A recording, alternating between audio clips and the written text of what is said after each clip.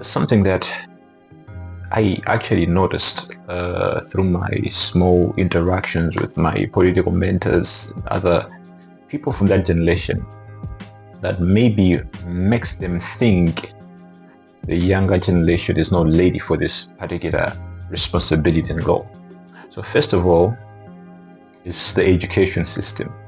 So our education system is tailor-made or customized to actually just copy and paste. So we follow a curriculum that is not our own, is not actually built to sort out actual situations on the ground, more theoretical, not actually practical. So our education system doesn't, especially now, has not developed people with an independent mind as much, especially in between generations. Of listen, we're seeing a lot of new thought and change to the Gen Zs and all that, but not as much on an intellectual level, because most of the older generation that are in leadership, they were trained outside of the country, so they got the exposure. When they got the exposure, got back home, they knew what we were supposed to do, right? So apart from them, some of them, is attending the beginning of the University of Malawi, especially Chancellor College and the Polytechnic those days, but they would afterwards, after their first degree, travel outside on the scholarships and get this particular experiences and have a different outlook and perspective, and they will come back home and they raised children, and they have raised a generation that is more dependent on them, because they knew all these struggles. So they were supposed to build people who would overcome the struggles and aim for a better life. But suddenly they groomed a very reluctant generation. So we can see that as time goes by, the nation doesn't get better. All right, we're talking about scholars that cannot practically offer solutions.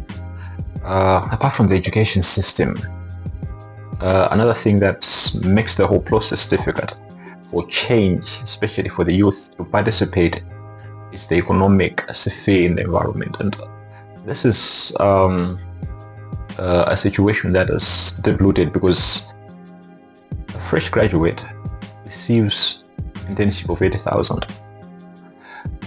In most cases, you get a job, they pay you 200,000, 300,000.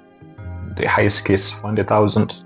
500,000, I should say, but it's not enough, especially with the inflation and everything else. So it is hard for a fresh graduate to develop themselves into something, especially in terms of economic independence. So people say you must try into entrepreneurship, start farming, but all those processes need resources, right? You must know, if you get in these processes, it doesn't mean you will succeed. Business needs cash injection for longer.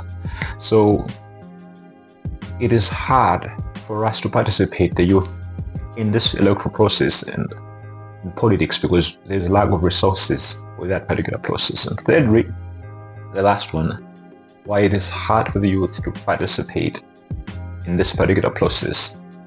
Now, I will talk about the social cultural environment. So religiously, socially, culturally, we grow up respecting our elders and following a certain tribal cultural hierarchy in life, where the older one is older, wiser, and better, which I don't dispute that. But in most cases, that has been something that the older generation has used to look down on the younger generation. In this case, looking down on the potentials and the abilities of the younger generation to participate in important roles and positions. Remember, there was even an issue of the inkosi, Gomani. First of all, when the father, who was the inkosi at that time, had passed, there was a struggle, there was a fight. There was an undermining of what would come. They were fighting even against their own tradition. Why? Because the kid was young. We see there's a recent situation in Indo where there's a young man, 25 years old. The party MCP has fought the kid. I forgot his name. They fought the kid. The kid was supposed to win the primaries, was winning basically, but they had to put somebody older for whatever political reasons. But this kid was an inspiration. He's an inspiration still yet, and I'm hoping, I'm rooting for him to win. But these are the social cultural conditioning that are making life difficult to the youth. So thank you guys one time.